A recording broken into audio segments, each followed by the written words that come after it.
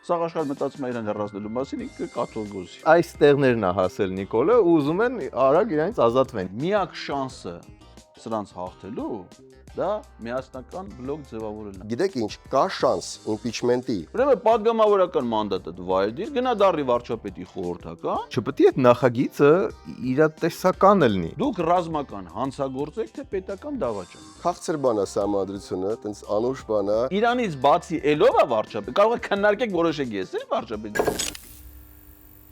Բարև ձեզ, եթերում լուրջ կասթն է, շնորհակալություն որ դիտում եք, շնորհակալություն որ հենց հիմա այս իմ ասելու պահին արդեն սեղմում եք այդ բաժանորդագրվել կոճակը, կարող եք մեզ բոլոր ոդկասթային հարթակներում նույնպես լսել, իսկ մեր հյուրն այսօր Էդգար Ղազարյանը, նախկին մեր դեսպանը Լեհաստանում եւ այժմ ակտիվ քաղաքական գործիչ, կարելի է այդպես ասել, հասարակական Հստակ կարելի է ասել։ Մենք շատ թեմաներ ունենք, դուք շատ բաներով եք զբաղվում, բայց քանի որ տենց ընտրությունները մոտենում են եւ այդ ֆոնին դուք ասոցացվում եք հիմա էլ իմպիչմենտի գաղափարի հետ, հետաքրքիր է մի հատ ամփոփենք հասկանանք եղավ իմպիչմենտը եւ ուր հասավ մանավանդ որ ես հիշում եմ կարի մի պահ որ Հայաստան խմբակցությունն էր որ դեռ չէր միացել ու կարա կնկալիք օքեյ եթե իրանք միանան հիմա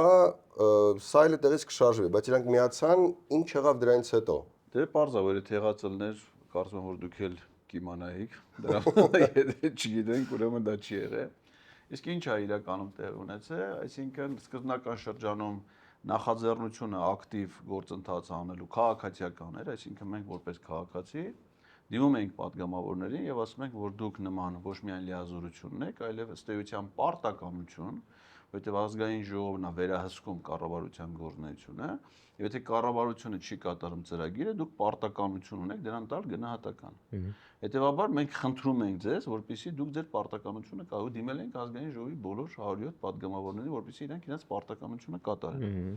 Եվ այդ նախաձեռնությունից հետո եղավ երկու պաշտոնական ընթացք վարչապետին անվստահություն հայտնելու։ Մեկը նախաձեռնեցին երկու падգամավորներ նախկին ԿՊՀ-ական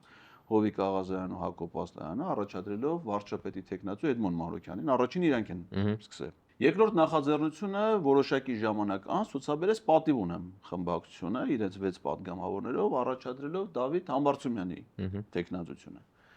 Հետո որոշ ժամանակ անց նաև այդ մի նախաձեռնությանը երկրորդին միացան նաև Հայաստան խմբակցությունը։ Չնայած սկզբնական շրջանում դեմ էին արտահայտում, նույնիսկ հայտարարություն արեցին, որ իրանք դա անիրատեսական են համարում եւ այլն, բայց նրանք էլ ի վերջո, այսինքն ինչ ստացվեց, որ քաղաքացիական նախաձեռնությունը ֆորմալիզացվեց։ Ստացանք երկու պաշտոնական, այսինքն հիմա ընդ որում այդ երկու նախաձեռնություններն էլ այդ իմաստով ակտիվ փուլ են, այսինքն ոչ ոք իր նախաձեռնությունից չի հրաժարվել, ասի որ մենք չենք ուզում։ Կա վերջնաժամկետ, երբ կարելի է։ Ցանկացած պահի մայիսին դեռ կարելի է այնպես ցանկացած պահի կայլան։ Եվ հիմա, բայց ի՞նչն է ցավալին, որ եթե դա դառնում է ֆորմալ process, այսինքն առաջադրում, դա այլևս ես դրա հետ ոչ մի կապ չունեմ։ Նախաձեռնության հեղինակները այլևս ազգային ժողովի падգամավորներն են։ Իսկ ինչ է արվում, երբ որ ազգային ժողովի падգամավորները ինչ-որ մի բանի նախաձեռնող են, հայտարարության նախագծի, օրենքի նախագծի, չգիտեմ, impeachment-ի, իրենք պիտի ջանքեր գործադրեն, որպեսզի իրենց նախաձեռնությունը կյանքի կոչվի։ Այսինքն եթե դու դեմ ես այդ նախաձեռնությանը, դու չմիանաս։ Եթե միացել ես, այլևս հեղինակը դու ես։ Եթե դու հեղինակն ես, ի՞նչ պիտի անես։ Պիտի նախաձեռնությունը առաջ մա, այսինքն եթե որևէ падգամավոր օրենքի նախագծի հեղինակ է, ով է իր նախագիծը առաջ մղում։ Քաղաքացիները չեն։ Ինքը կարա իհարկե քննարկումներ կազմակերպի, խորհրդարանական լսումներ կազմակերպի, չէ, այլ մարդկանց կա, բայց ի վերջո ինքը պիտի իր նախագիծը առաջ մղի։ Բայց դե եթե մի քիչ հետ գնանք, չպետք է այդ նախագիծը իրատեսական լինի, որովհետև ես հիմա կարամ նախագիծ առաջ քաշեմ, եկեք Էյֆելյան աշտարակի երկրորդ կրկնօրինակը սարքենք Երևանում, նույնիսկ վստահաբար մի 100 ստորագրություն բանանեմ, հետո ասեմ դե դες նախագծեր կա։ Չէ, ուզում եմ ասեմ ասացի տիպի Աչափնյակի մետրոն է, ակադեմիական քաղաքն է, downtown-ն է, որը դրական ճոպանողին։ Չէ, հիմա այդ ինձ թվում է Էդի ծրագիր մինիմումն էր, որ պետք է դե Հայաստան խմբակցությունը եւ պատիվ ունեմը միանան, թե չէ, եթե այդ երկուսն է պետք է չմիանան, դե вообще էլ քաղաքվել էլի դրա համար։ Բայց դա հասկանալով հանդերձ, որ այդ երկուսի միանալը որևէ արդյունք չի տալու, ինձ թվում է նախաձեռնելուց պետք է մի քանի քայլ ավելի հեռու նայել։ պետքա մի քանի հոգի ձեռի տակ տենց ԿՊ-ից ունենալ, որ հեսա իրանք սենց ուզում են այլ երբեք չստանան այդ 3 միլիոնը, այս տեղներն է հասել Նիկոլը, ուզում են արագ իրանից ազատվեն։ Եթե այդ մարդիկ չկային, ապա ինչու նախաձեռնել։ Նախ պետք է նախաձեռնություն լինի, հիմնավորվի եւ գնալ մյուսների հետ։ Եթե այդ տեսանկյունից նայես, որ դա հնարավոր չի, ոչ մի բան չպիտի նախաձեռնես։ Դե շատ մաքսիմալ։ Ինչ որ բաներ պետք է նախաձեռնել։ Ես էի ուզում հետ նրա հանդիպել, բացատրել, որովհետև ասենք, եթե մի բան տրամաբանական է, սահմանադրության շրջանակն է, եթե ձեր ասածը լինի անիրատեսական, դա պետք է սահմանադրությունը չնախատեսել, որովհետև մեր սահմանադրության միշտ վարչապետ կարա լինի նա, ով որ ազգային ժողովի մեծամասնության վստահությունը վայելում է, հակառակ դեպքում նա չի կարա վարչապետ լինել։ Հիմա եթե մտածես, որ նա միշտ մեծամասնության վստահություն ավելուն է, մեծամասնությունը երբեք նրան պիտի պաշտոնանկ չանի։ Դե դրա համար մենք գնահատում ենք քաղաքական իրավիճակը։ Հիմա եթե գալիս ենք անձնական հարցուն, արդյոք ԿՊ-ականները դեմ կլինեն եւ այլն, չէ՞։ Բայց ԿՊ-ականները պիտի գիտակցեն, չէ՞, որ իրանք տենց բանի տենց մի հրաշքով չեն դառը պատժում, իրանք ընտրվել են։ 2020 թվականի նոյեմբերի 12-ին դա մտներ, շատ շոշափելի հնարավորություն կար, որ որոշ ԿՊ-ականներ կարային դրան միանային։ Դες պետք է իրավիճակը մոնիտորինգ անել։ Այն ժամանակ էլի բավականին տենց միանշանակ չէր, բայց կար։ Հիմա չկա, այս մարդիկ շատ գոհ են, այս մարդիկ իրանց լավագույն աշխատանքի են։ Հիմա ասեմ, հիմա այս պահը, այսօր որ մենք խոսում ենք, լավագույն շրջանն է։ Այ հիմնավորը, ինձ շատ հետաքրքիր է։ Օրինակ մի հատ համեմատություն բերեմ, նոր վերադառնանք։ Օրինակ Նիկոլ Փաշինյանը Ալաշուկյուր Փաշազադեի մայիսի 22-ի հայտարարությունից հետո նախաձեռնել է ամենայն հայոց կաթողիկոսին իր դիրքից հեռացնելու գործընթաց։ Սաղ աշխարհ մտածում է իրեն հեռացնելու մասին, ինքը կաթողիկոսի։ Հիմա եթե մտածենք այնց, ոնց որ մտածում ենք իմպիչմենտի պարագայում, չէ՞։ Ի սկզբանե դա հնարավոր չի։ Ինքը պիտի մտածեր, ասեր դա անիրատեսական է, որովհետև նախ կաթողիկոս ընտրվում է ՑՄՀ, կաթողիկոսին ընտրվում է համայն հայությունը, հետևաբար հայության մի հատվածը իրավունք չունի այդ որոշման վրա ազդելու։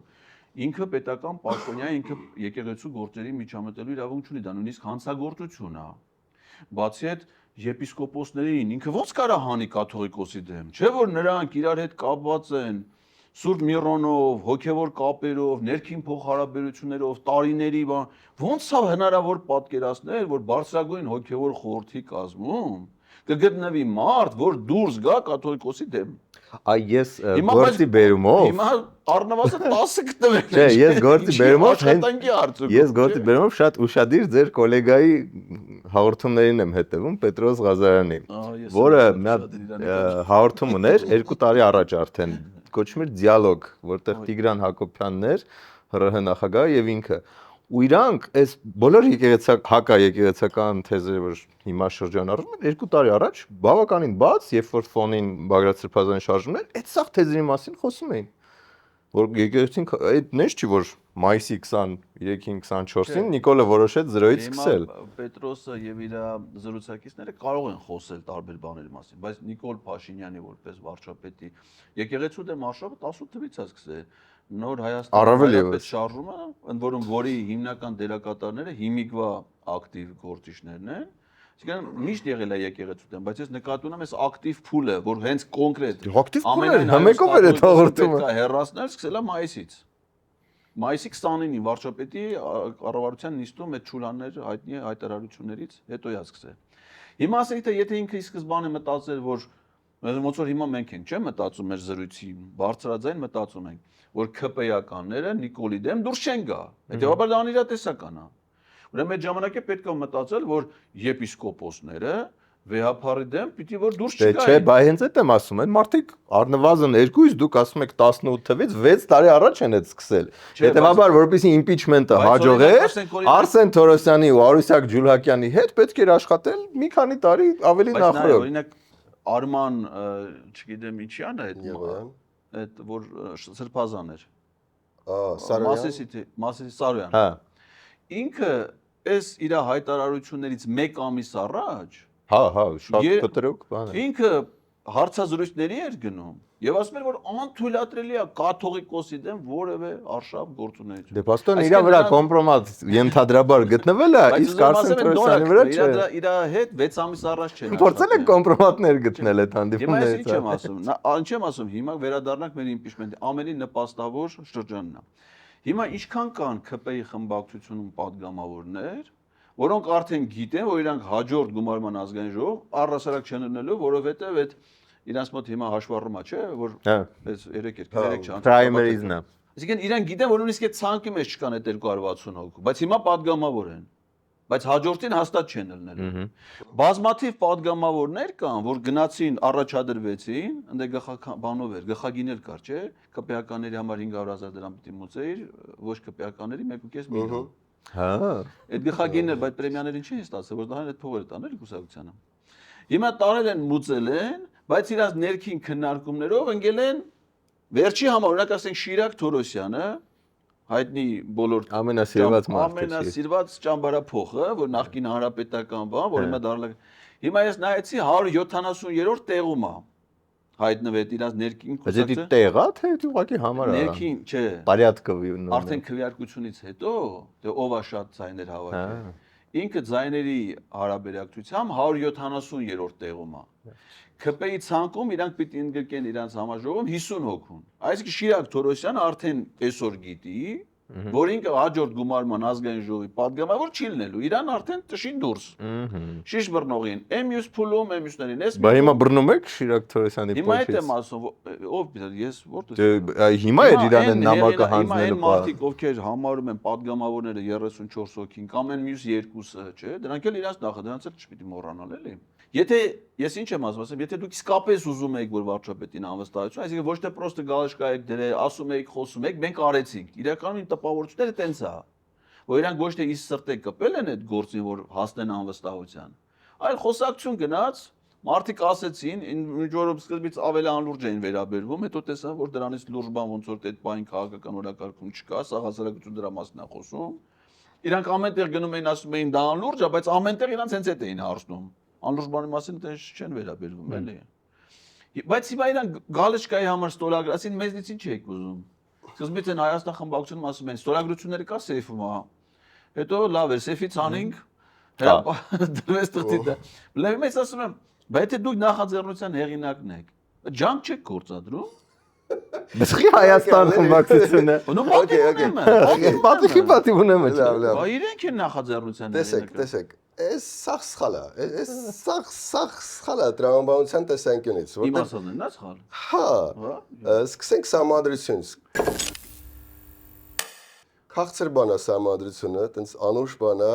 սահմանադրությունը եթե գրացա, որ եթե չի վստահում, եթե չի կատարում ծրագիրը պետք է պարտականությունն նախաձեռնել բան, բայց սահմանադրությունը ինքը տենց abstract, սիմվոլիկ, կարևոր բան է, որտեղ միշտ եղել են բաներ, որոնք իրականությանը չեն համապատասխանել։ Օրինակ միշտ եղել է գրած, որ մարդ ունի առողջության իրավունք, չէ, բայց թե միշտ չի եղել հնարավորություն առողջությանը պահելու։ Զամբյուղը, սննդի զամբյուղը, սպառողական, ես вообще չեմ հիշում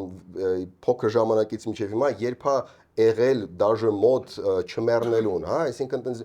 գոյություն ունենալու, ապրելու իրավունքը իշխանությունը պատկանում է ժողովրդին, ես չեմ հիշում ժամանակ, նո առնվազն, ամենասկզբից սկսած 90-ականներից 2000-ականներին, որ ժողովուրդը զգար, հա, էլի, հա, ոնց որ մենք ենք, բան, մենք զգում ենք, որ մեզ է պատկանում։ Այսինքն միշտ սահմանադրության վրա մեջ գտնելը հեշտ էր ինչ որ անհամապատասխանություն իրականությանը, որտեղ սահմանադրությունը ինքը տենց իդեալիստական, նույնիսկ ամերիկյան սահմանադրությունը, հա, շատ իդեալիստական է ու հողի վրա մի քիչ տարբեր է։ Հիմա դուք ասեցիք, որ գիտեք ինչ, կա շանս իմպիչմենտի, եկեք միացեք այս սկզբից ընդդիմությունը թող միանա, հետո ԿՊ-ականներ կան, ձևեր կան, կքերենք իրանց հետ, հետո մի կերպ չէ, հանրապետականը ավելի հեշտ միացավ, Հայաստանը մի կերպ միացավ ու հիմա ասում եք Գնացեք ինքնապային հեքերեք, ոնց որ ներքին ձայնը այնգոտ էլ ինչ եք նայում վրես, գնացեք ինքնապայից մարդկանց քերեք, բայց ոնց որ դուք գցեցիք իրանց ջեբը, էլի դա, էսի գնացեք, այդ էլ նող բանը, գնացեք բերեք, այլ քո մեկնաբանությունը բացարձակ սխալ է։ Շատ լավ է։ Հիմա ասեմ ինչի, որովհետև նախ այդ ընդհանուր սահմանադրական դա չպիտի համաձայն, որ եթե սահմանադրության մեջ մի գերա, բանը գրած պիտի չլինի, բայց եթե սահմանադրության մեջ գրածը պիտի չլինի, սահմանադրություն չի համար, հակառակը մենք որպես յուրաքանչյուրս որպես քաղաքացի պիտի պահանջենք պաշտոնյաներին, ովքեր պատասխանատվություն ունեն, գործեն անենց, ոնց որ գրած է մեր սահմանադրության մեջ, հակառակ դեպքում պետական կարգ չի կարելի։ Իսկ ասենք օրինակ ի տարբերություն առողջության իրավունքի իրացման, կառավարության գործունեության հետ կապված հարցերը այդքան абստրակտ չեն, շատ որոշակի է։ Ասում կառավարությունը համարվում այն մարմինը սահմանադրությամբ, որը իրականացնում է իր գործունեության ծրագիրը, որը հավանության արժանացի ազգային ժողովի կողմից։ Այսինքն հիմա օրինակ Նիկոլ Փաշինյանը, որ եկեղեցու դեմ արշավանում, եւ դա կառավարության ծրագրում չկա, ինքը իրավունք չունի դա անի, որովհետեւ ինքը պիտի խոստացած լինի։ Իրանք ասում են մենք խաղաղություն բերեցինք, էդի կար։ Եթե դա ճիշտ է, չնայած իմ օրինակը նրա մասին որ միշտ եղել է այդպես բաներ։ Ջեբը գցելու Սերժ Սարգսյանն էլ ասում էր համահայկական բանկ եմ ստեղծելու հյուսիս-հարավ, չեմ երկաթուղի, Իրան, բան ինչ որ բաներ, էլի այն ժամանակ չեմ հիշում որ նախաձեռներ ինչ որ մեկը բան, չի կատարել համահայկական բանկը ու ինչ եղավ բան։ Բայց հիմա իրատեսականության տեսակետից, իրատեսության տեսանկյունից դուք զգում եք, որ օքեյ, հիմա արժի ամբողջ ընդդիմության ռեսուրսը տրամադրել սրա վրա, շեղելով մյուս, չգիտեմ, հարցերից եւ այլն, որովհետեւ սա ռեալ է, որովհետեւ հնարավոր է ԿՊԱ-ների քրիտիկական աներզանգված փոկել, բայց հիմա երբ ձեզ ասում ենք, բա ոնց փոկենք բան, դուք ասում եք, հենա, թող գրան աշխատեն իրանց հետ։ Շատ լավ։ Ես բացի դրանից, որ ասում եմ, որ իրանք պիտի գրան աշխատեն, ես նաև որպես այդ գաղափարի ջատագով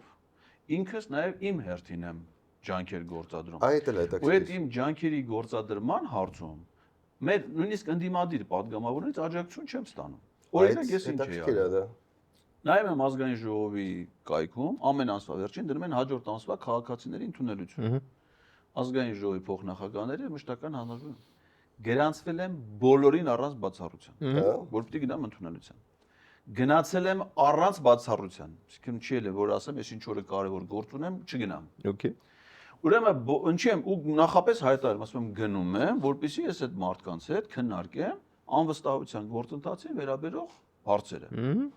Ու նախապես եմ հայտարարում, մամուլ եմ հրավիրում, լրագրողներ են եկել ինձ հետ, որպեսզի լուսաբանեն, ասում եմ, եթե այդ հանդիպումը կայանա, թող լինի մեր ժողովրդի աչքի առաջ, ես անձնական հարցով չեմ գնացել, չեմ ասում ինձ բժշկի ուղեգիր տվեք, որ մարդիկ չիմանան ես ինչ հիվանդությունով եմ տառում։ Մենակ այդ հարցն եմ ուզում քննարկել։ Գնում եմ ազգային ժողով, որ դեպքում որ падգամավորը պիտի գա ընդունելության ԿՊ-ից է, առանց բացառության ինձ ընդունելության չեն արժանացրել։ Ոնց որում հստակ ասում են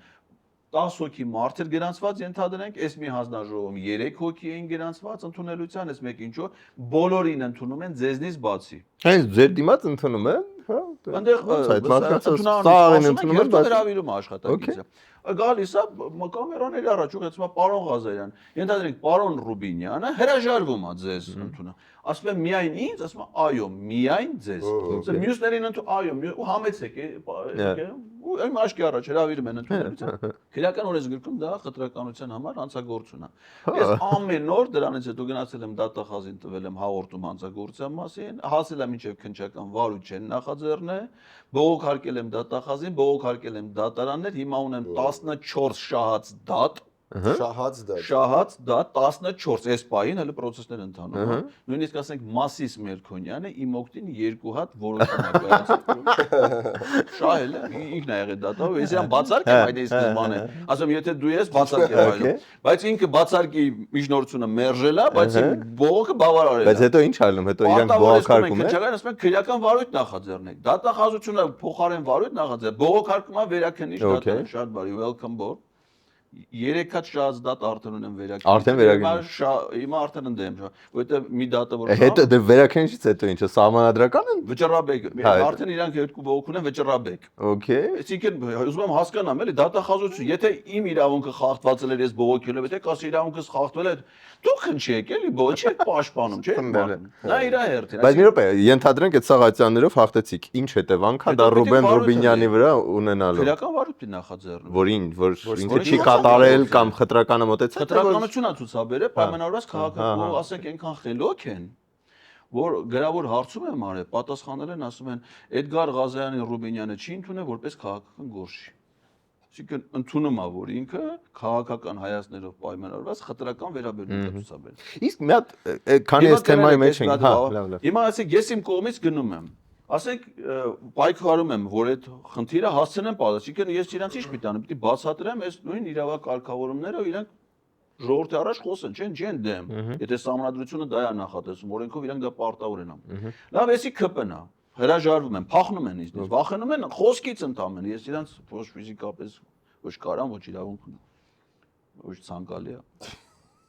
Դա առանձին դեպքերում նույնիսկ ցանկալի չի։ Որևէ շփում։ Հիմա գալիս է ընդհանրեն ընդդիմադիր խմբակցությունից, նրանց պարագայում ընդունելությունը կայանում է։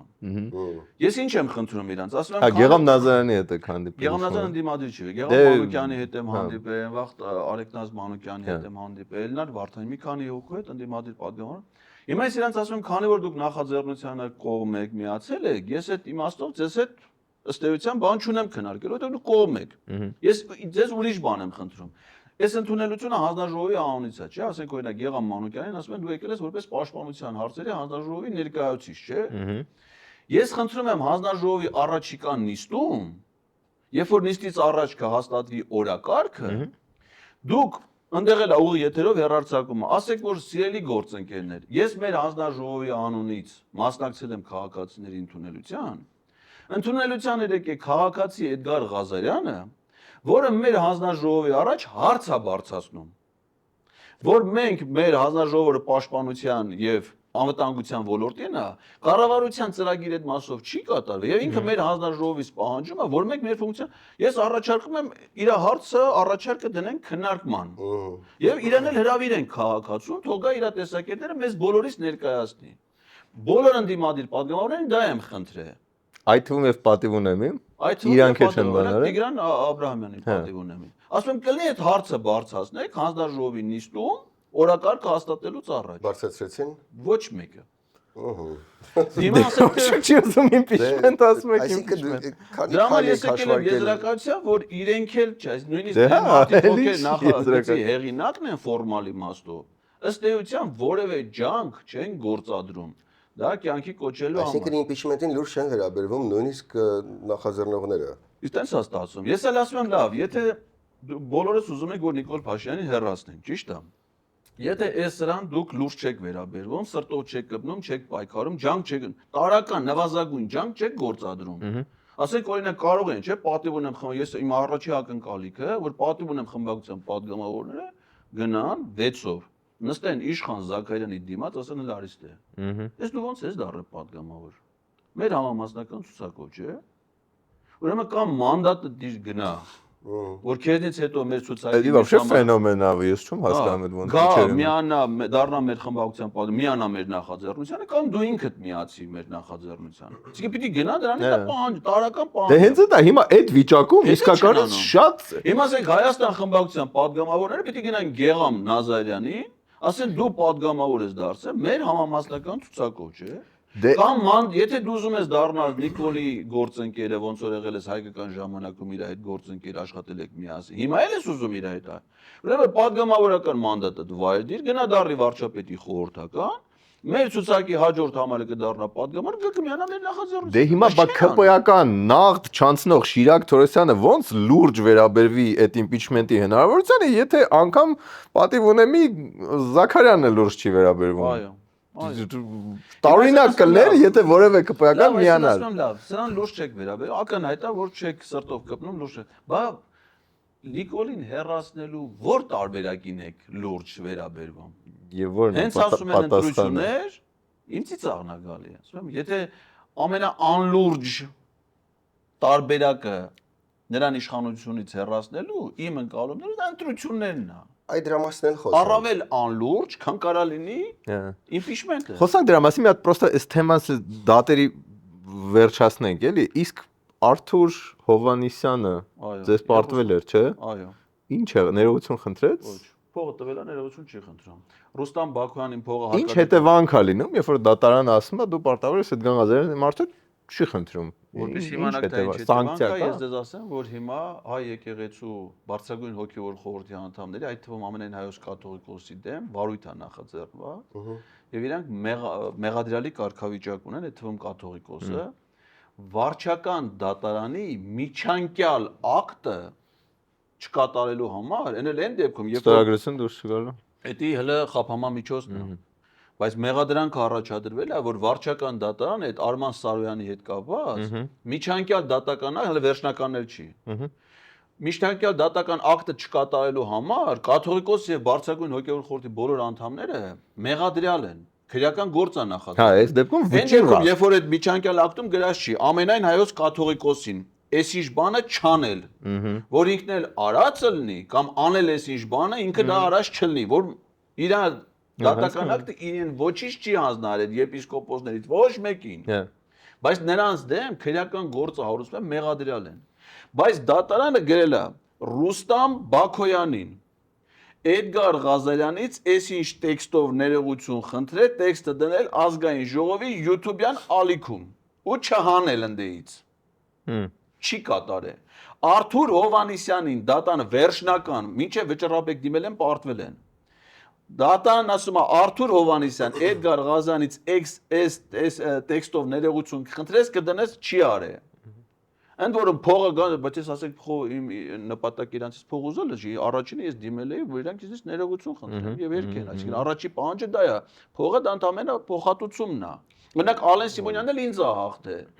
Ես կատարել եմ դատարանի պահանջը։ Հա։ Որտե պարտավոր եմ։ Ինչ կլներ ձեր հետ, եթե անմիջապես քրեական գործ։ Հիմա ասենք թե նրանց դեմ ոչ միայն դատախազություն ինքը չի հարկադիր կատարում, ես ինքս դիմել եմ գլխավոր դատախազին եւ Արթուր Հովանեսյանով եւ քննչական կոմիտեն հրաժարվում է վարույթ նախաձեռնել։ Իդեպ ասեմ նորից վերադառնանք մեր ընդդիմադիր պատկերին։ Դիմել եմ ազգային ժողովի խմբակցություններին, ասում եմ էթիկայի հանձնաժողով ստեղծեք Ռուստամ Բաքոյանի վարքը քննելու համար, որովհետև նա խախտել ազգային ժողովի կանոնակարգը, ազգային ժողովի падգամավորի էթիկայի նորմերը, որ առանձին օրենքով է, այսինքն անհարգալից վերաբերմունք այն ՄԻՊ-ի տեխնացուի հետ կապված դեպքով է, որից վիրավորում անպատվում չէ, ականջ կտրել լեզու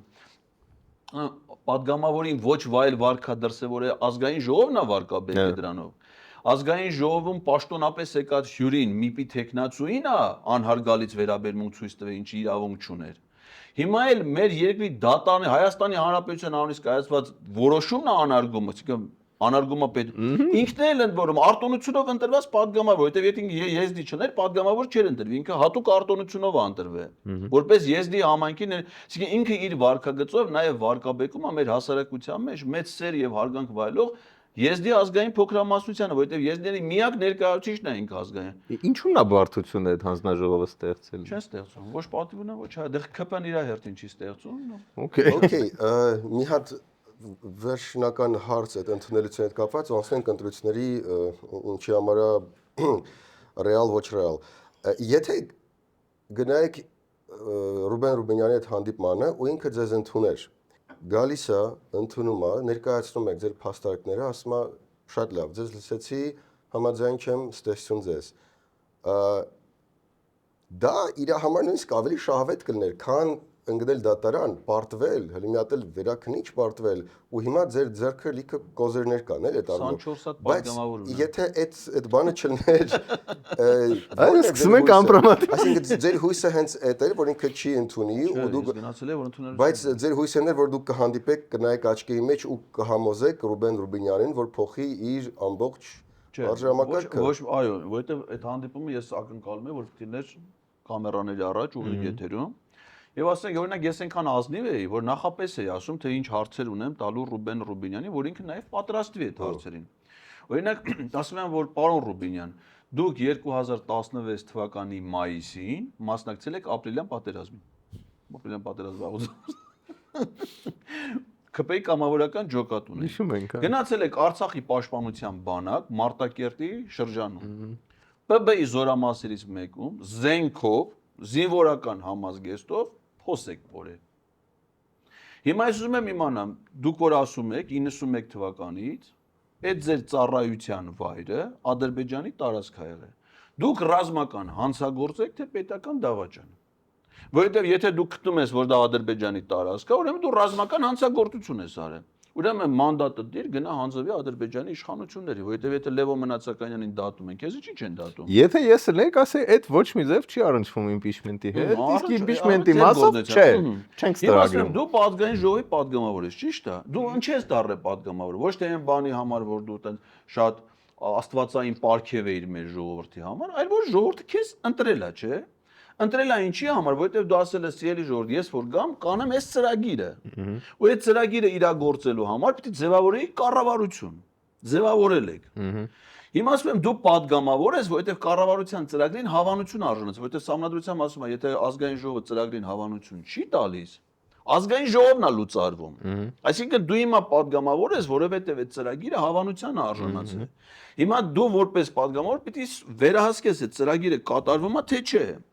Եվ եթե ծրագրում գրած է, որ կառավարությունը Լեռնային Ղարաբաղի խնդրի լուծումը համարում է առաջնահերթություն եւ այդ լուծումը տեսնում է ԵԱՀԿ Մինսկի խմբի եռանախագահության շրջանակներում, այն պահին, երբ որ կառավարությունը թուղթ է ստորագրում ԵԱՀԿ Մինսկի խումբը լուծարելու համար, այդ կառավարությունը իր լեգիտիմությունը կորցնում է, որովհետեւ ինքը մեր ժողովրդին խոստացել է, որ գալու է այս խնդիրը լուծի, ու այդ ձևով լուծի։ Հիմա ասում են, դե գիտես ինչ, հանգամանքները փոխվում է, կյանքը փոխվում է, այո։ Կառավարությունը ինչի՞ է միշտ բնում, կառավարությունները չեն փոխվում, Որովհետև կառավարությունները խաղաղություն պետք է բերի։ Եթե կառավարությունը ինքը չի հասկանում, որ ինքը պիտի հրաժարական տա այդ ձախողելա, դու որպես ազգային ժողով պարտավոր ես դու նրան հեռացնես, այդ քո պարտականությունն է։ Հիմա ասեք թե օրինակ ես որ մարզպետ էի, պարտականություններ ունեի, չէ՞։ Պիտի կատարեի, չէ՞, իմ պարտը։ Ես քո չի ասի, դե գիտես ինչ, հայ չանեք որ մարզպետ եմ, հարմար չեմ գտնում, չեմ անում։ Իրավիճակը փոխվել, ես գործ չեմ հետ։ Այսինքն ես հիմա Ռուբեն Ռուբինյանին իր պարզ պարտականությունը պիտի եւ դա պիտի հասարակությունը տեսնի ու լսի։ Եվ եթե հասարակությունը ինչ-որ մի պայթեն մենք ինք ուղակի ոնց որ եւ անում են, ուղակի կապրիզներ են անում եւ իշխանություն են ուղակի զավթ, ապօրինություն են անում, այդ ժամանակ մենք պիտի հասարակության ասենք, բերեք մենակով ես չեմ կարող ես մարդուն բացատրեմ, բերեք 20 հոգով գնանք, իսկ մենք ենք մեր սարի մեջ, ասում է 20 հոգի տղամարդ եք, ուզենք շարբարդ կանենք, իհարկե դի փոխաբերական վտանգավոր եզրն է։ Եվ այսպես YouTube-ի մոնետիզացիան գալիս է Հայաստան ու եթե դու մտածում էիր, որ ճիշտ կլինի ինչ-որ հաղորդում, ոդկաստ սկսեմ YouTube-ում, այդ մոմենտն է։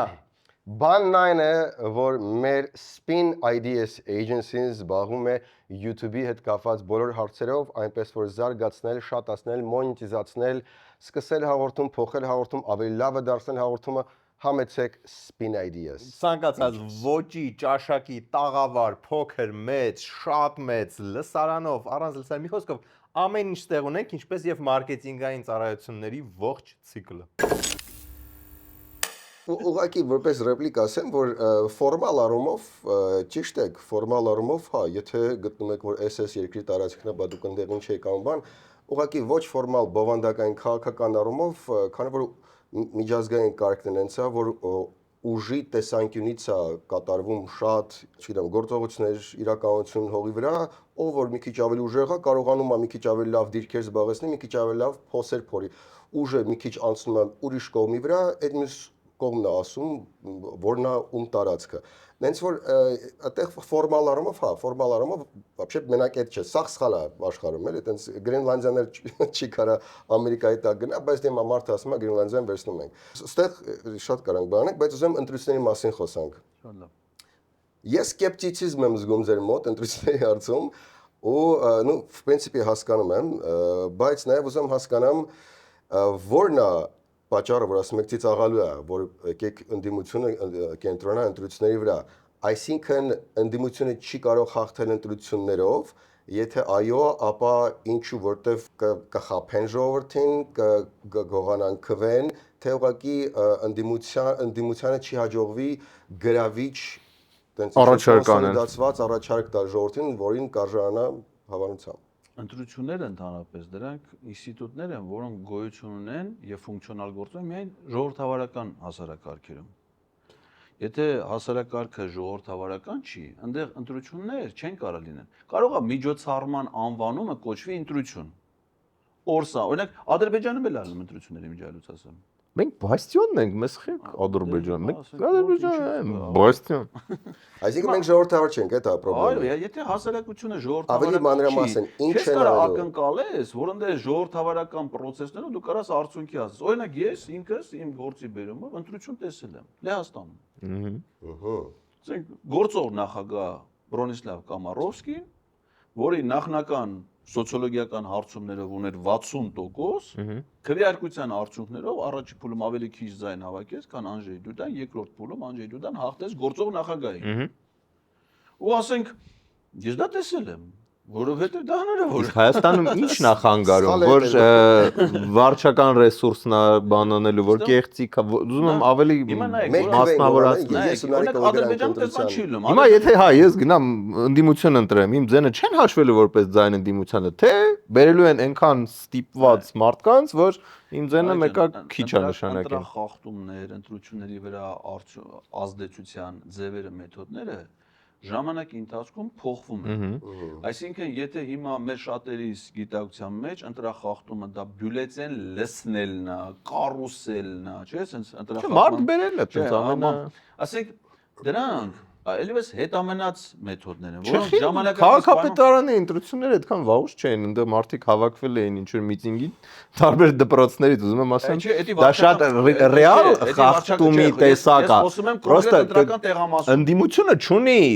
ռեսուրս կամ ինչ որ ձև, որպեսզի էդի այնքան մեծ թեմա սարքի, որ լրջորեն մենք կասկածենք, որովհետև ինձ թվում է այդ Արտուր Չախոյանը, որ նկարել էր այդ դպրոցները, էդի sense կոզիր չէ, բաժանել էր sense սաղին, որ կարելի էր Եվրոպայի խորհրդում էլ ցույց տալ, դա ոչ ոք չմոնետիզացրեց։ Բեր հիմա քո ասած օրինակի վրա այդեն։ Եթե ժողովրդավարական հասարակարգա բոլոր ինստիտուտները գործում են, Արտուր Չախոյանի տեսանյութը նույն օրը պետքա դառնար կենտրոնական ընտրական հանձնաժողովի հատուկ նիստի օրակարգի հանձնաժողովի նախաձեռնությամբ եւ հանձնաժողովի որոշմամբ Տիգրան Ավինյանի գլխավորած քաղաքացիական պայմանագիր կուսակցության գրանցում պիտի դադարեցվեր։ Ինչու՞ չեղավ։ Այլևս ընտրությամբ պիտի չմասնակցի։ Որից հետո կմնային մյուս պայքարող ուժերը, էդի եթե ժողովրդավարական է։ Բայց կենտրոնական ընտրական հանձնաժողովի նախագահը Նիկոլ Փաշինյանի հետ աշխատել է հայկական ժամանակորատից։ Եղել է իր օգնականը, երբ որ Նիկոլ Փաշինյանն եղել է վարչապետ, ինքը եղել է ազգային ժողովի падգամավոր եւ ինքը իրեն ընտրել է կենտրոնական ընտրական հանձնաժողովի նախագահ, որը իր ձայնը որոշիչ է եղել, մի ձայնի առավելությամբ։ Հիմա պիտի որևէ մեկ ընտրական գործընթացի մասնակցող ակնկալի, որ եթե ենթադրենք նախընտրական շրջանում քաղաքացիական պայմանագիր կուսակցությունը թույլ տա ամենակոպիտ քարոզչական շրջանի խախտումները, կենտրոնական ընտրական հանձնաժողովը արդարացի միջամտություն կունենա այդ process-ի։ Ուրեմն պետք է ընդդիմությունը որպես էլի այնքան իրանից ուժ ներկայացնի, որ այդ կենտրոնական ընտրական հանձնաժողովը 10 անգամ մտածի, ես էս կարելի գնամ թե չէ։ Ֆուտբոլային խաղա երկու թիմ նախապատրաստում են նախնական մարզումներն է։ Նախամարզումների խաղից 1 օր առաջ մարզումների ժամանակ այս մրցակից թիմի ղեկավար կազմը մտնում է մարզադաշտ մարզումների ժամանակ ջարդում է այդ դրանց ֆուտբոլիստներին։ Այն հիմնական լավ խաղացողների թևը ջարդում, ոտը ջարդում, դատավորը հետը տանում խաղից առաջ, այդ դատավորը կարմիր քարտ է ցույց տալ մեկին, արձանագրում են, որ ինքը կարմիր քարտ, ասում են դու չես կարող խաղ ասում։ Արդյունքը մնում են գիպսով, բանով թևերը ջարդ են թույլ խաղացողներով։ Խաղի հայտարարված օրը հունիսի 7-ին դուրս են գալի մարզադաշտ, մեկը սրանց 10-0 գրում է։ Մնացածն էլ արձանագրում են, ասում են դե հիմա դուք այնքան թույլ էիք, որ ձեր թևերը ջարդած էր, ձեր ոտերը ջարդած էր։ Հիմա որ ասում ենք ընդդիմություն, չէ՞։ Մարդը էլ ասում է, ես ուզում եմ քաղաքական առաջնորդություն ունենամ,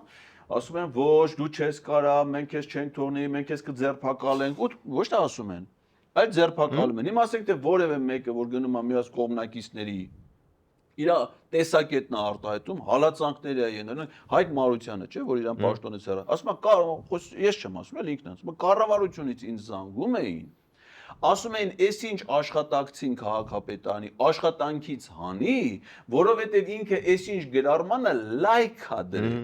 ոչ թե գնացել է հանրահավաքի հրապարակայություն, կուսակցությունա գրանցել, բանը»։ Ընդամենը վերակարան մատնեք, հանես, Եթե չանես, քեզ կանենք ու Հայկ Հիմա Մարուկյանին հանի։ Էդգար ջան, բաց տեղից որ մասը չգիտեն ընդդիմադիր ուժերը, էս մեր խոսացածը միթե բացահայտում է ինչ որ մեկի համար, չէ։ Ես կարծում եմ որ գիտեմ։ Բայց իրանք ասում են որ մենք կգնանք կպայքարենք, սա տոշնի կլինի։ Հա։ Հետո ինչ եղավ։ Դե շատ վատ եղավ։ Բայց հիմա էլ է շատ վատ։ Դեք շատ մտահոգիչ դառը եզրակացություն է, էլի, ձեր ասածից դուրս գալի, որ ընդդիմությունը հասկանում է ընտրությունների մասնակցելու, ընտրությունների այս պայմաններում անպտղությունը, բայց մեկը մասնակցում է, ուրեմն սաղ կամ չարագործաբար միամիտ են կամ նիկոլական են։ Հիմա գալիս ենք ամենավատ եզրահանգմանը, կա չկա ընդդիմություն։ Դե հիմա իմ կարծիքով չկա, որովհետև որպեսզի ընդդիմություն լինի, պիտի իշխանությունը լինի։ Որովհետև ընդդիմությունը եւ իշխանությունը դրանք որ այդ քաղաքական համակարգի ինստիտուտ։ Но что-то есть. Что-то же есть. Իշխանությունը բանդա է, իմ կարծիքով բանդա է։ Կազմակերպված հանցավոր խումբ։ Դրանք է Ստոկհոլմյան սինդրոմի զալոժնիկները։ Չի կարող ասենք բանդայի դեմը գործող հակակշիռը լինի քաղաքական ընդդիմությունը։ Պետք է ուրիշ բան, դա պատերազմ դարավ։ Պետք է լինի ազգային ազատագրական տրամադրություններ ու պայքար, որովհետև հիմա նորից եմ ասում, դու շախմատիստ ես, ինքը բոքսյոր։ Նստում եք, որ շախմատ խաղաք, ինքը միանգամից տլեղ կխի ու դու knockdown։ Այդ ընթացքում ինքը քայլեր անում, դու շուտ վեր ես գնում, գալիս ես նորից նստում, նայում ես դաշտի, մի հատ քայլ, դնում ինքը վիճակը լավ չի։ Ու ապերկոտով։ Լավ, ու վերջում ինքը քեզ հաղթում է։ Էս դիտ տուր։ Մցավարը խաղի գալիս ասում է, այո, նայա հաղթե, որովհետև խաղը կայա։ Հիմա ասենք օրինակ մինչև հիմա մենք մեր հասարակության մեջ կաշկանդող զսպող հավասարակշռող բան եվրոպական, չէ՞, ասենք ինչ կարծիքը հայտնի ԵԱՀԿ ժմիգի դիտորդական առաքելությունը, Եվրոպայի խորհրդի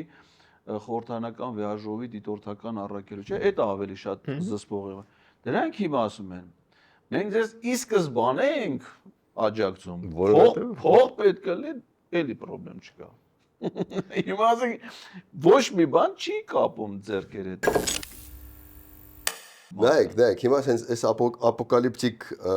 խճանկարում փորձեմ լույսի ճրակ գտնել, ընտրությունները դե sense problem ունի, impeachment-ը չեն միանում այս մարդիկ, դուք էլ ասում եք դե ուրիշ եղանակ չկա։ Նայելով պատմությանը, գուցե փողոցային պայքարն է միակ այլընտրանքը այդ դեպքում, եթե ընտրությունները տուպիկ են տանում, եթե impeachment-ը տուպիկ է, բայց ախր փողոցայինն էլ ամենամոտը, ամենառեալը եղավ Սրբազան պայքարի ժամանակ, երբ այդ ամենաոչրորոշ պահին Սրբազան ասեց չէ,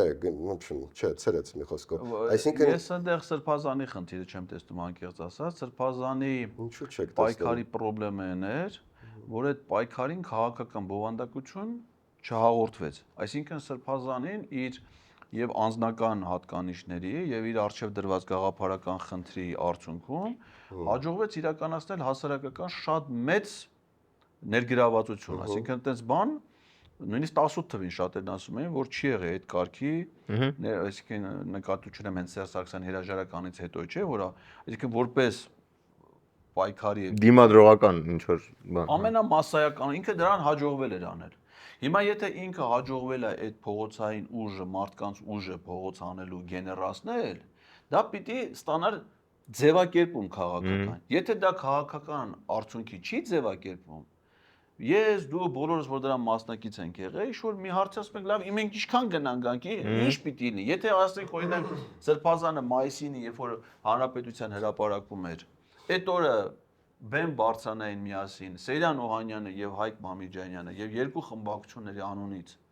հայտնեին, որ իրանք սկսում են վարչապետին անվստահության գործընթաց, այլ էլի ուրիշ հետո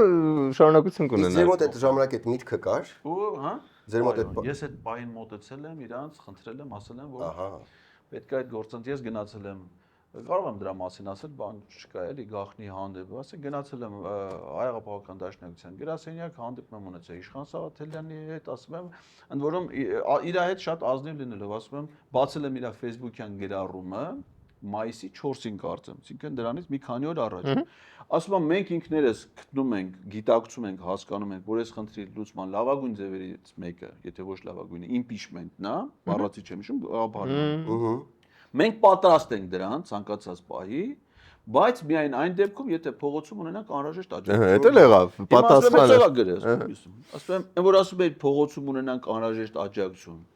Ավելին է իր պատկերացնում, քան որ հիմա հենց հիմա հանրապետության հրապարակում կանգնած են։ Ես անկեղծ ասած չէի սպասում, որտեղ այն ինչ որ հիմա դե է կատարում, մեր բոլորի սպասելիքներից դուրս է։ Այո։ Ասում չէ, ես էլ չէի սպասում։ Ասում եմ, բա Զաջաշկան ինչու՞մն է։ Զաջաշկան ինչու՞մն է։ Ասում է, մենք հենց հիմա այդ ենք պատրաստում քննարկենք վարչապետի տեխնացուս, ստոպ, վարչապետի տեխնա։ Եթե մայիսի 4-ին գրում ես, որ մենք ցանկացած պահի պատրաստ ենք impeachment-ի գործընթացի, նշանակում է ցանկացած պահի դուք արդեն ունեք վարչապետի տեխնացու, դա առանց վարչապետի տեխնացուի impeachment չի կարող լինի։ Բայց դու մայիսի 4-ին գրում ես, որ պատրաստ ես, բայց չունեիք վարչապետի տեխնացու։ Հիմա ակնհայտ է ով է իրենց վարչապետը։ Մայիսի 4-ին չեք ունեցել։ Հիմա մատ ես ուզում եմ իմանալ, հիմա որ քննարկեք, ինչ պիտի որոշեք։ Վարչապետի տեխնացու սպիտակ շոյերով դե կանգնած է։ Հա։ Այսինքն հիմա դու կարող ես քննարկել, որ կարար չլներ, ընդեղ էլի այդ նույն քաղաքացիության թեման է։ Էդ էլ է համանadrական հարցը, ես քննարկել եմ շատ բան։ Դու կարաս ազգային ժողովը, օրինակ հիմա երբ որ ընտրական process-ում ես առաջադրվում, կենտրոնական ընտրական հանձնաժողովը թղթերը դետաց տեղեկանքը բերել են։ Երբ որ դու վարչապետի տեխնացու ես առաջադրում, չէ, ազգային ժողովը կարա քեզ ընտրի, եթե անհամաձայնություն ունի, դիմի համանadrական դատարան։ Այսինքն դա շուտ միջանկյալ այսինքն հիմա կարան ընտրեն։ Միջանկյալ լուծում։ Ես ասում եմ հիմա ընտրեք, թող Նիկոլը վարչապետ չլինի, Բագրատ Սրբազանը կարա ընտրվելուց մի ժամ հետո հրաժարական տա։ Հա։ Հա։ Իհարկե, Նիկոլը չկա, Բագրատ Սրբազանը վարչապետ չի։ Ասեմ, էլ ի՞նչն է քննարկում, եթե ինքն է գեներացրել այդ ուժը։ Իրանից բացի ելով է վարչապետ, կարող է քննարկեք որոշեք ես եմ վարչապետ, դες բան չի կարող լինի։ Քննարկեք որոշեք որով է, եթե Իրանը հաջողվի այդ ուժը գեներալ, քննարկելու բան չկա այնտեղ։ Ու եթե իրանք այդ օրը հայտարարում էին, որ Բագրատ Սրբազանը վարչապետի տեխնացու է, եւ մենք գնում էինք ազգային ժողով, մինչև հասնեինք ազգային ժողով, ինչքան մարդ կար հանրապետության հրապարակում, երկու այդքան գալու էր նորից ընդե։ Բայց դա հակա բան է։ Այդ ժամանակ արդեն Ռուբինյանը չէր կար ասել, ես քեզ չեմ ընդունում, ես չեմ քննավոր, մանավանդ որ պահանջը։ Բայց եթե հիշում եք, այն ժամանակ ասում էին, Էրեբունի հյուրանոցում է, ուրեմն էսի իրականում Քոչարյանի ստեղծած ուժն է։ Չենջերում բան է, ուրեմն էսի ուզում եմ ասեմ, այդ հակազդեցությունն էլ էր ելնելու, էլի։ Բայց դե այդ պահին ամենայն դեպս այդ տրամադրությունները ուրիշ է։ Դա համար այդ շարժումը արդյունք չունեցավ, impeachment-ի գործընթացը լավագույն պահին նաև չիրագործ։ Բայց հիմա ասում եմ, այն մարդիկ, ովքեր որ եկել էին Բագրատ Սրբազանի հավաքին, ես, դուք, մնացած բոլոր, այդ մարդիկ չեն մեռը, չէ՞։ Իրանք հիմա էլ կան։ Իրանք հիմա ավելի զգույշ, օրինակ ես ավելի զգուշորեն են դուրս։ Հա, բայց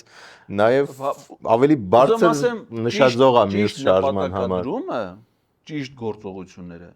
Այդ մարդկանց ցանկացած պահի կարա նորից բերի, բայց օրինակ ես միամիտ մարդ չեմ, օրինակ ինձ հիմա որ հանրահավաքի կանչեն, ես դժվար եմ գնալու։ Որտեւ ասում կան որ ինչ անեմ։ Այսինքն ես պիտի գամ հանրահավաքի այն պահի, երբ որ իմանամ ոչ թե որ գամ ընդ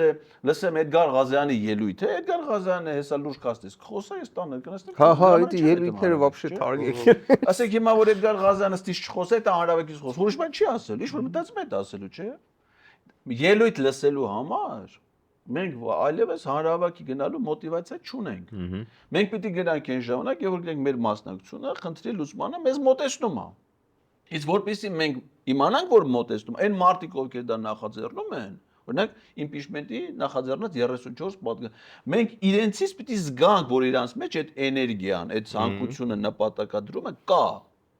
Իսկ երբ որ դա չկա, հիմա իրենք ասեն եկեք ազգային ժողովի մոտ, որովհետև դու ինքդ դա չես անում, իսկ գամ որ ինչ անես։ Լավ, հիմա եթե անում է, իր ամեն օր օրինակ Նիկոլ Փաշինյանը հիմա եկեղեցու դեմ պայքարում է, չէ՞, ինքը հիմա ուրիշ ոչ մի բանով բացի դրանից չի զբաղվում։ Թմբուկ է նվագում, շատ վատ։ Եվ դաժե է պատանում։ ինքը չի կարող լավ։ $250 է տվել դասերի համար։ Կապ չունի,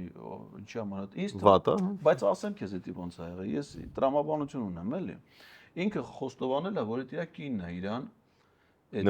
նվերարը, այդ գործիքն էլ այդ աբոնեմենտները, այդ on-line դասընթացը։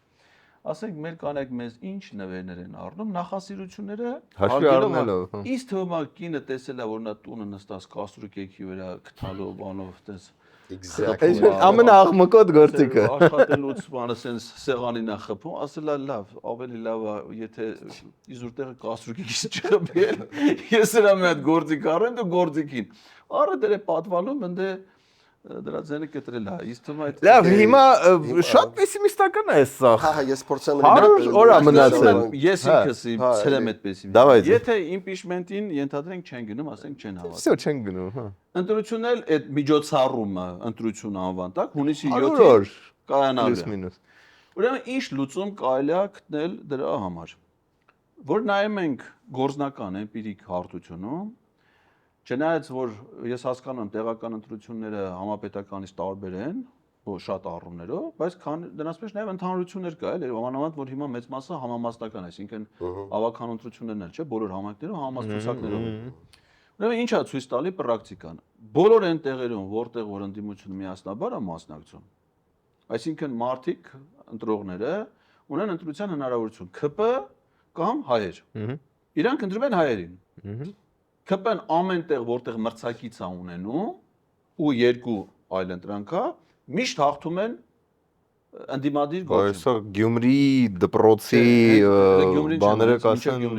օրինակ մեր հաղթան Մասիսում Դավիթ Համբարձումյան առաջի փուլով հաղթել է։ Փարաքարում Վալոդիա Գրիգորյանը որ սպանվեց։ Առաջի փուլով Գյումրիում էլ էր ընտրություն ընդել, չէ, առաջի փուլով ինքը հաղթեց, որովհետև ինքն էր ու ԿՊ-ն։ Մարդիկ մեծամասնությունը Գորիսում քանի Արուշանյանը չեր անցել իշխանության։ Բանտում նստած է հաղթել դրանց։ Կապանի քաղաքապետը առաջի փուլով է հաղթել։ Այսինքն սա ինչ է ցույց տալի, որ երբ որ ընդդիմությունը միասնաբար մի տեխնացիով գնում է եւ ձայները չի փոշի անում եւ հասարակության տրամադրություններն են, այսինքն շանս են տենում ԿՊ-ին հաղթելու, միանում են հաղթում են։ Հիմա գնացին Գյումրի, պարակտված մասնակցեցին։ Չնայած պարակտման դեպքում անգամ ժողովուրդը ավելի շատ ձայն տվեց ոչ ԿՊ-ին, բայց մենք նստած ամիսներով մտածում ենք մարդուն գիտի քուրան, ինչ կասես, ինչ չէ, օրերով նա չէ։ Այսինքն ի վերջո սկի չես հասկանում դա ինչ կլինի, ինչ չի լինի։ Գալիս ենք բան, վաղաշաբաթի ընտրություններ։ Ընդդիմությունը մասնակցեց, ԿՊ-ն կարողացավ։ Հիմա եթե այնուամենայնիվ պիտի այդ արարողությունը լինի, միակ շանսը սրանց հաղթելու դա միասնական բլոկ ձևավորելն է։ Միասնականը իր ռիսկը ունի, որ ենթադրենք, ասենք, ենթադրենք մի դաշինքա ձևավորում, Վահագն Հովակիմյանն էլ կենտրոնական ընտրական ադարով քվեարկությունից 3 օր առաջ նրանց տեխնացիությունը չեղարկում, ոնց որ Մոլդովայում այլն հիմա էլ ինչ խոսում են։ Ոնց որ մենք նոր խորհուրդ տվեցինք, վարվել է 23։ Չէ, իրանք Մոլդովան անգիր գիտեն, արդեն ասում են։ Հիմա ասենք թե որ այդ դեպքում այնպես չլինի, որ միակ ընդդիմադիր ուժն էլ բանից հեռացվի, մի հատ էլ երկրորդ այլ ընտրանք, ասենք եթե մեկին չեղարկեն, ասենք բոլորը մեկին են կընտրում, որ կամ եթե ասենք թե ենթադրենք երկու մեծ բլոկ կլինի ընդդիմադիր, ընդ որում իրար հետ նախապես այսինքն դա ոչ թե գաղափարական բլոկներ, այլ տակտիկական, որ մենք ամենքս բաժանվում ենք, ենթադրենք երկու խումբ ենք ստեղծում, մի մասս լսում ենք այս մի խմբի մեջ, մի մասս լսում ենք այս մի խմբի մեջ, կապ չունի։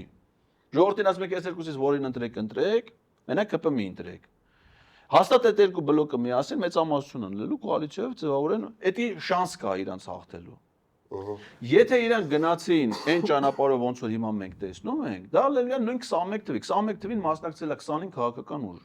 Ռեկորդ է եղել, մինչև այդքան երբեք չէ։ Երկուսն են շեմ հաղթել, որից մեկը ԿՊ-ն։ ԿՊ-ն իրականում ստացել էր ընտրողների ընդհանուր թվի ձայների 23%, բայց համադրական մեծամասնություն է։ Ինչի հաշվին։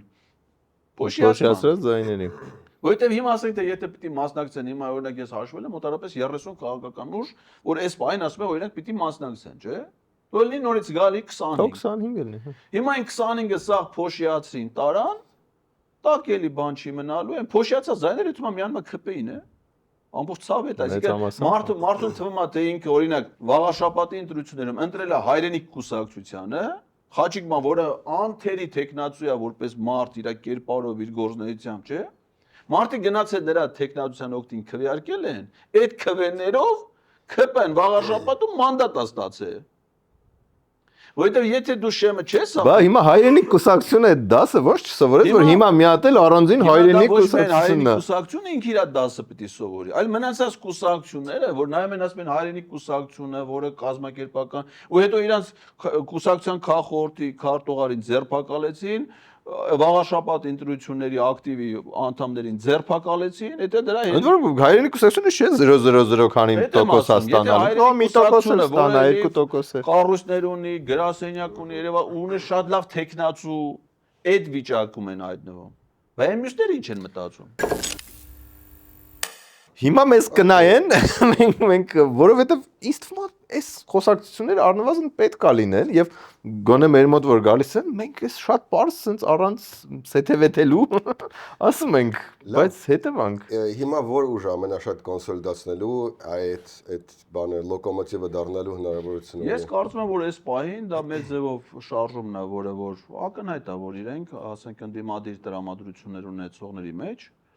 ամենամեծ հանրային հեղինակություն ունեն։ Ընդ որում ոչ թե սենց էլ կարելի է բանաձևումը սենց կարելի անել, ոչ թե թալ իրանց միանալ բան, այլ ընդհանրապես երկու հատ առանձին բլոկ ստեղծել, կապ չունի։ Ասենք բացարձակ նշանակություն չունի, չէ՞, ես այդ օրինակ ես իմ տեսանկյունից եմ նայում։ Ես այդ համամասնական ցուցակում կլնեմ, թե չեմ լնի, լնելուց որ համարը կլնեմ, այդ ամբիցիաները, բաները բոլորը այն Խաթաբալադայի մեջ է, չէ՞, ասում եմ համազած, մի քիչ համազուսպ էլի։ Հա։ Մի հատ բոլորը պետք է իրանց այդ ամբիցիաները, բաները մի քիչ զսպեն, հասկանան, որ առանձնապես ոչ մեկն էլ ոչ մի բան չի, մարդկանց մոտ երբեմն որոշ բաներ է խափում, էլ ասենք հանրային ճանաչողությունը, բան մեկի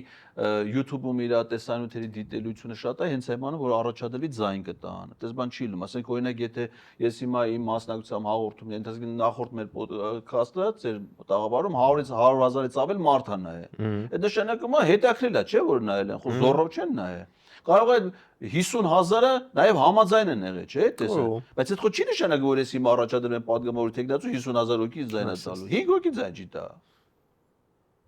Այսինքն դու պիտի ընտրությունը այլ բան է, հանրային ճանաչումը այլ բան է, դրանք լրիվ տարբեր ինստիտուտներ են ու մարդը պիտի իրատեսորեն գնահատի իր ուժը կարող։ Եթե դու իրատեսորեն չես գնահատում, մեկը քվեարկության արդյունքներով մաթեմատիկական ճշտությամբ բերում են դնում են ու դեմը։ Չէ, ի վերջո ճխտվել ինչ-որ 20-րդը դառնալ այդ ցուցակում ու այդ ամբիցիաները, այդ բաները սաղ զսպելով անցնես մի կողմ, փորձես գլխավոր խնդրի լուծման ուղղությամբ գնաս։ Եվ ես կարծում եմ, որ երկու այտենց ընդդիմադիր բլոկ հնարավոր է ստեղծել։ Հա։ Դե ոնց որ ավելի ու ավելի շատ մեր խոսակցությունները այս ֆորմատով գալիս են այդ լոգիկային եւ ոչ թե այտենց 30 տարբեր խոսակցություններով գնալու լոգիկային։ Գիտո ես ասում եմ, հələ էդի որպես այն շանս, որովհետեւ դա չի նշանակում, որ եթե դու բարձր չէ, դա ռեպրեսիաները որ արում ես, որ իշխանություն անսահմանափակ ֆինանսական միջոցներ է տնօրինում։ Transparency International ասում է, քաղաքացիական պայմանագիր կուսակցությունը թափանցիկություն չունի։ Հատկապես ֆինանսական առումով, հատկապես նախընտրական Երևանի ընտրություններից հետո են արել։ Չես հասկանում այդ մարդկից փողերը որտից է գալի, ինչի վրա են ծախսում։ Բարձա հետո ավելի մեծ է, չէ՞։ Տնելու։ Այդ իշխանական ռեսուրսն է, իրավապահ մարմինները։ Հիմա ասենք թե օրինակ ես հիմա այս պահին մեղադրյալի կարգավիճակ ունեմ, խոսքի սահմանափակում։ Չեմ կարող ազատ խոսեմ։ Բայց ասենք ես եթե տեխնացու եմ ուլում, եթե չեմ կարող ազատ խոսեմ, բա ոնց իմ գաղափարներն են։ Մեկը դառնա իս կողմնակից Էդում են դրա հետևից, դրան են ձերբակալնում, չէ՞։ Այս ամբողջ այդ ռեպրեսիաների պայմաններում դու ոնց ես մտածում, որ պետքա երկու պետության դեմ ենք, մենք աշխատում։ Հենա երրորդն էլ եկավ գնաց մի օր։ Լավ, դե ինձ թվում է կինոյի ավարտին մնաց շատ քիչ։ Տեսնենք, որ կանխատեսումը Ես ամեն դեպքում ես շատ կցանկանա, որ ընդդիմությունը ավելի ռեալ տրամադրվի նույնիսկ այս պահին, մանավանդ հիմա որ շատ մեզ ընդամենը ԿՊ-ի խմբակցությունից պետք է ընդամենը 20 պատգամավոր, չէ՞ որ մենք իմպիչմենտի արդյունքում։ Մեկը չէ հրաժարվում այդ։ Հիմա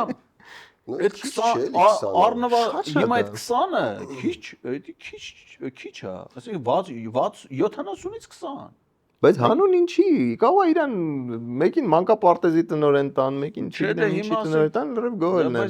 Բայց մյուս դեպքում է Օրինակ հիմա շիշ բռնողը հասկանում է, չէ՞, որ ինքը որ падգամավոր չէ, արդեն ինքը ասել է, որ ինքը պատրաստ է, որ իրեն պիտի դատեն։ Իսկ իրանց հետ բայց ընդեղ էլ չի, որ գա ու ընտրի Դավիթ Համբարձումյանը։ Որևէ падգամավոր, որը արանքից հանվում է։ Ինչի՞ է սպասում, որ Նիկոլ Փաշինյանը իրան հանի, երբ որ ինքը կարա հիմա Նիկոլ Փաշինյանին հանի։ Դες որ այս հատկապես այս շրջանը, որ շատերը գործող падգամավորներից արդեն ֆուկ են։ Չէ՞ ամեն անցնող օր մի քիչ անիմաստ է դառնում 3 ամիս առաջ impeachment անելը։ Հակառակը, բայց չէ, հիմա երկրի եթե դու հիմա ցնցումների մեջ է impeachment ես անում, դու երաշխիք ես ունենա, որ հունիսի 7-ին ընտրություն անելու, ոչ թե միջոցառում։ Իսկ եթե դա չես անում, հունիսի 7-ի ընտրության հավանականությունը մոտենում է 0-ի, դժվարանում է քո գործընթացը։ Okay, ես ճիշտ եմ հասկանում, որ դատողությունների բազիսը այն է, որ իդեալական արդար ընտրություններում Նիկոլը շանս չէր ունենա ընտրվել, ժողովուրդը 5% ցավը չի ավարտել։ 5%։ Դե այդքան ենք միշտ ավարտի, չէ։ Այսինքն միշտ երբ որ բոլորին անհայտ էր, հնարավոր է 15 թվին, բայց չէ դե համեմատել չի։ Ինքը միշտ եղել է, ասենք ինքը երբ Այդտեղ էլ է խնդրեմ։ Նիկոլի տարածվածությունը եւ հանրաճանաչելիությունը, ընդդիմությունը միշտ sense չափազանց զուսպ է գնահատում։ Այդ մարդը բոլոր էկրաններից, սմարթֆոնա, iPad-ը, հեռուստացույցը, մենակ ինքն է, իր ճանաչելիությունը ահավոր մեծ է, ու այդ թմբուկն էլ է այդտեղ նպաստում։ Ճանաչված է եղել, նաեւ մինչեւ 18 թիվը, չէ՞, ինքը որ 18 թվին ճանաչված Ոչ այդքան, իհարկե ոչ այդքան։ Ինձ թվում է այն չէին սպասում հաղորդում կա։ Մասնակցած չլինի։ Օրինակ էլի ազգային մասնակցի։ ժողովրդությունը եղել, հիշում ես գնաց Սամվել Ալեքսանյանի հետ մեծամասնականով Ինչքան Էդմոն Մարոկյանն էր ճանաչված, այնքան այնքան տեխնացու ա եղել ինքը։ Օրինակ ասենք 17 թվին այդ ադրբեջանա-թուրքականից մի տարի առաջ ինքը ղեկավարել է Երևանի ավականու ընտրություններում երբ դաշինքի ցուցակ առաջի համարն էր երկում էր անսուլտ որ գնացին հարավ արևմտյան թաղամասում Ասեն Թորոսյան ստայլ երկում էր այն ժամանակ չէ Հիմա ինչքան ձայն են հավաքի քաղաքայինում չեմ հիշում Քիչ Այսինքն ինքը միշտ ճանաչված է եղել երբեք տենց սիրված բան տենց գործիչ չէ ինքը հիմա է կարողանում հավաքի որտեղ իշխանության է իմիջիալոց ասեմ մեր երկրում իշխանության ղեկին լինելու ռեսուրսը ընտրական մեջ մոտավորապես 40% է Այսինքն եթե դու իշխանության ես այսինքն 40% ունես Նա երբ որ հանրապետական իշխանության ղեկի է իրենք հավաքում են 44% որ իշխանության չեն հավաքում են 4 Հիմա որ Նիկոլ Փաշինյանը իշխանությունից հեռացվի 21 թվին, օրինակ մեծ ես այն ժամանակ էլ հիմա ոնց որ impeachment-ին են, չէ՞, այտենց բան վերաբերում, այն ժամանակ էլ իմ հետ մի ասացին այն անլուրջ վերաբերում։ Ասում էի հրաժարականա տվե, թող գնա տուն։ Ինչի՞ է մնացել վարչապետի պաշտոն։ Աշխարհի բոլոր պաշտոնյաները ովքեր հրաժարական են տալի հետում են տուն Իրանից բացի։ Ինքը ասում է հրաժարական տվե, բայց վարչապետն ինքն է։ Ասում եմ Հրանտ Բագրատյանն էլ էր, չէ՞, հրաժարական տվե, մասնակցում ընտրություններին։ Արամ Սարգսյանը հոպլոն հրաժարական էր տվե,